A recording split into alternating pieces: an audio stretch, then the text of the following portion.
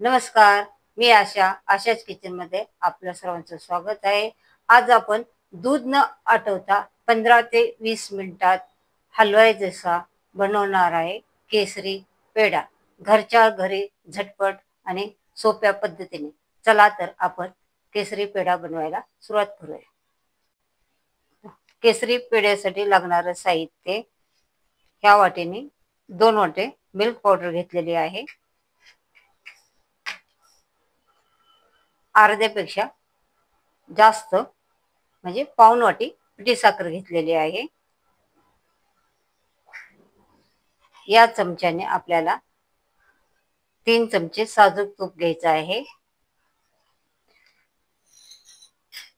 2-3 चमचे दुधात केसर भिजवून 10-12 केसराच्या काड्या भिजवून घालून तुम्हाला 15 ते 20 मिनिटं ठेवायचं आहे.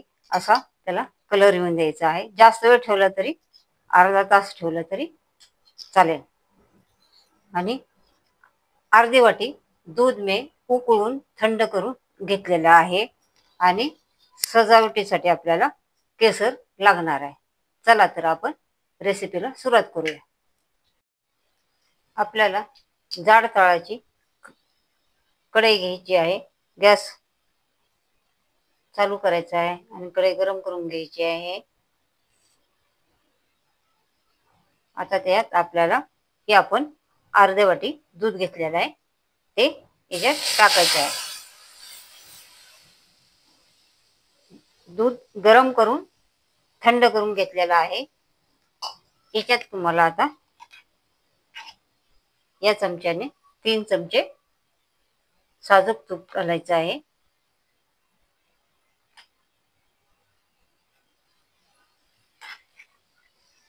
याला उकळी येऊन द्यायची आहे.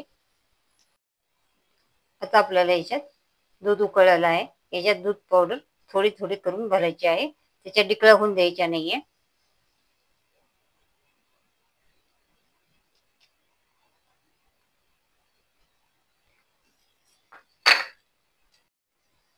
आपल्याला मिल्क पावडर हे चांगले मिक्स करून घ्यायचे आहे. आता याच्यात आपण हे केसर घातलेलं दूध ओतायचं आहे. बघा याला कलर किती छान आलेला आहे, कारण मी थोडं जास्त वेळ भिजू घातलेला आहे.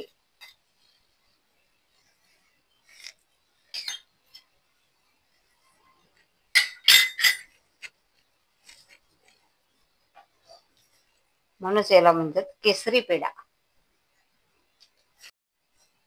आपल्याला गॅस हे कमीच ठेवायचा आहे. हे चांगलं मिक्स करून घ्यायचंय. याला बघा कलर कसा आलाय. जर मिश्रण हे घट्ट झालं तर तुम्हाला याच्यात दूध थोडंसं गरम करून थंड करून घालायचं आहे. आणि जर मिश्रण हे पातळ झालं तर तुम्हाला याच्यात दूध पावडर मिक्स करायची आहे. पण होत नाहीये, हे परफेक्ट मेजरमेंट आहे. आपल्याला हे केसर घातलेलं दूध असं चांगलं या मिश्रणामध्ये मिक्स करायचं आहे. हे आता चांगलं मिक्स झाल्यानंतर आपल्याला याच्यात आता पिठी साखर घालायची आहे. मी अर्धी वाटी एवढी पिठी साखर घेतलेली आहे. हे आता तुम्हाला याच्यात चांगली मिक्स करून घ्यायची आहे. तुम्ही साखर कमी जास्त, साखरेचं प्रमाण तुम्ही कमी जास्त करू शकता. आता ही आपल्याला साखर तुम्ही एक रेडीमेड पण बारीक केलेली आणू शकता, किंवा ही साखर तुम्हाला एकदम बारीक करायची आहे, जेणेकरून ती पेढ्यामध्ये अशी कचकच लागणार नाही. आणि ही चांगली मिक्स करून घ्यायची आपल्याला. आता गॅस कमीच ठेवायचा आहे. चांगली मिक्स करून आपल्याला कमी गॅसवरती 4 ते 5 मिनिटं हे मिश्रण परतून घ्यायचं आहे. आता आपल्याला मिश्रण असं असं पूर्ण असा गोळा झाला पाहिजे आणि असं असं जड जड लागायला लागल्यानंतर आपल्याला हे असं हलवताना असं आपल्याला असं प्रेशर लागलं पाहिजे. त्याला आपल्याला आता ताटात काढून घ्यायचं. हे बघा असं जड लागायला लागले. हे बघा, तर हे आपल्याला ताटात काढून घ्यायचं. आता मिश्रण आपल्याला ताटात काढून घ्यायचं आहे. आता जड लागायला लागले. हे बघा,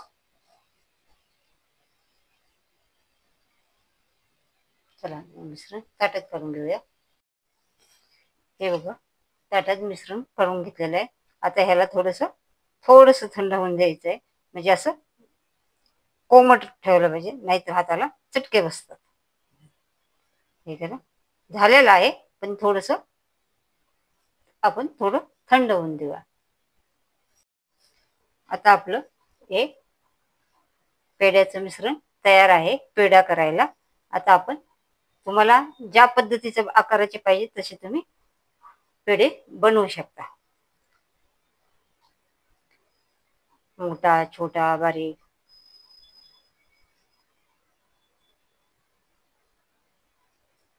असं गोल बनवून थोडस असं दाबायचं. आतमध्ये थोडस आपल्याला असं आकार द्यायचा.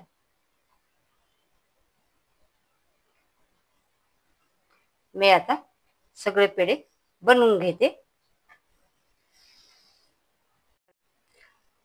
अशा प्रकारे आपले केसरी पेढे तयार झालेले आहेत. दूध न आटवता 15 ते 20 मिनिटात हे पेढे तयार झालेले आहेत. हलवाईसारखे. कलर अगदी बघा कसा आलाय, एकदम सुरेख. अशा पद्धतीने तुम्ही हे पेढे करून बघा.